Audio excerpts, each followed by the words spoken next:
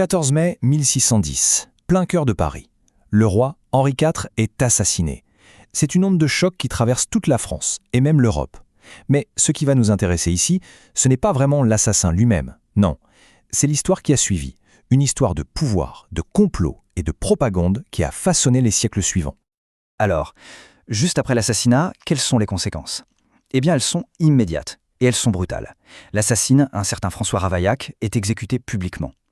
Et attention, ce n'est pas une simple exécution, c'est un spectacle terrible, qui est vraiment conçu pour être le point final, bien sanglant, de toute cette affaire. D'ailleurs, les sources de l'époque nous disent que l'homme était tellement robuste, tellement costaud, que son supplice a duré toute la journée. Bon, l'assassin est exécuté. Le Parlement de Paris peut donc rendre son verdict. Et il est simple, net et très clair. C'était l'acte d'un homme seul, un fanatique religieux. Point. Officiellement, l'affaire est classée. On n'en parle plus. Vraiment classée? Eh bien, pas si vite, parce que cette histoire officielle, elle est loin, très loin, d'être la seule qui circule. Le rideau est à peine tombé sur l'exécution de Ravaillac que déjà, dans l'ombre, d'autres récits commencent à émerger. On se retrouve donc immédiatement avec deux récits qui s'affrontent. D'un côté, on a la version officielle, bien propre, un tueur solitaire, un fanatique. Et de l'autre, on a les murmures, des rumeurs bien plus sombres qui parlent d'un complot international, d'un assassinat politique avec des ramifications qu'on n'imagine même pas. L'enquête, pour beaucoup, ne fait que commencer. Et ce qui est vraiment fascinant, c'est la vitesse à laquelle des éléments, disons, troublants, apparaissent pour contredire cette version officielle. On a par exemple ce suicide très suspect d'un prévôt qui, à des kilomètres de là, aurait prédit la mort du roi. Bizarre, non? Et puis il y a cette idée qui s'installe. Ravaillac n'était pas le cerveau, il n'était qu'un instrument, un simple pion. Et tout ça, ça pointe vers un complot bien plus large. Très vite, un suspect idéal émerge, et toutes les accusations convergent vers lui. Les jésuites, un ordre religieux catholique, à l'époque très influent, et souvent critiqué pour son implication politique. Cette phrase, tirée d'un pamphlet qui a beaucoup circulé en 1611, résume parfaitement l'idée. Ce sont d'autres qui ont mis le couteau dans sa main et planté le meurtre dans son cœur. C'est clair, non? Pour les gens de l'époque, Ravaillac n'a pas agi de son propre chef. On l'a manipulé, on l'a endoctriné. Le vrai coupable, il est ailleurs, dans l'ombre. Alors cette histoire, elle ne va pas du tout rester confinée aux frontières de la France.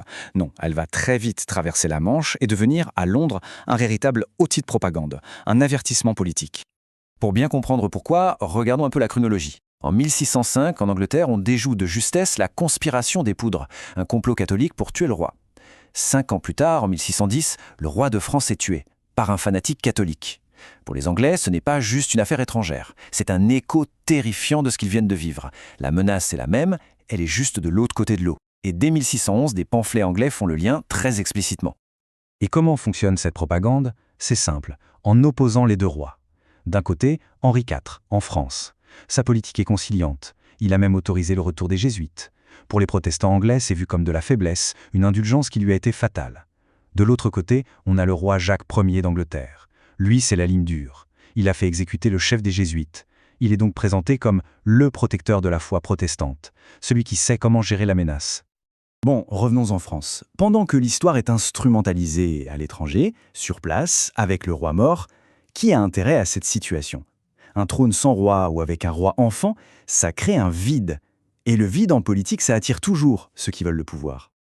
Eh bien, l'une des premières à en profiter, c'est sa femme, la reine Marie de Médicis. Mais pour elle, le chemin vers le pouvoir est semé d'embûches.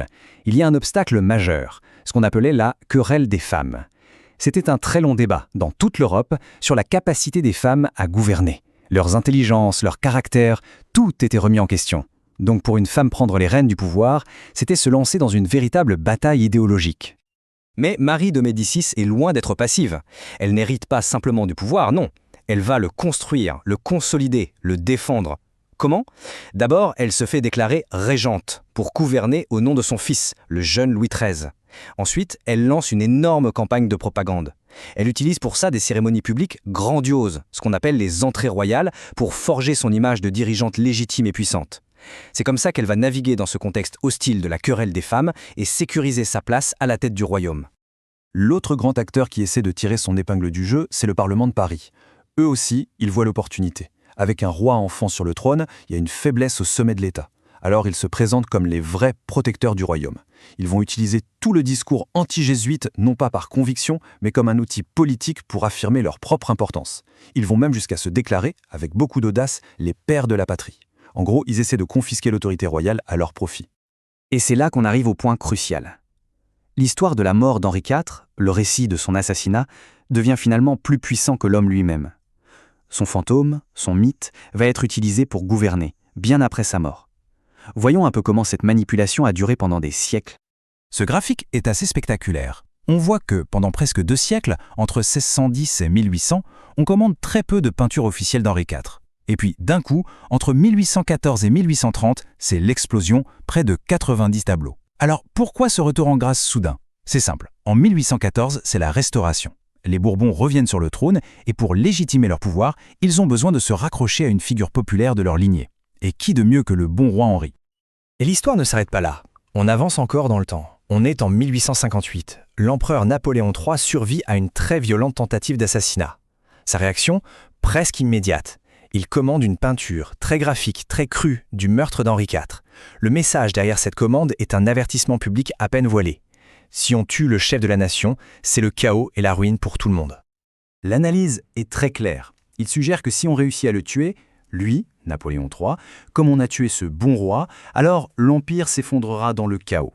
C'est le message ultime. L'histoire est un éternel recommencement et le peuple doit soutenir l'État pour éviter une nouvelle catastrophe. L'assassinat d'Henri IV n'est plus un simple événement du passé, c'est devenu un argument politique, presque intemporel. Au final, toute cette affaire autour de l'assassinat d'Henri IV nous montre une chose fondamentale. Contrôler le récit, c'est une forme de pouvoir immense.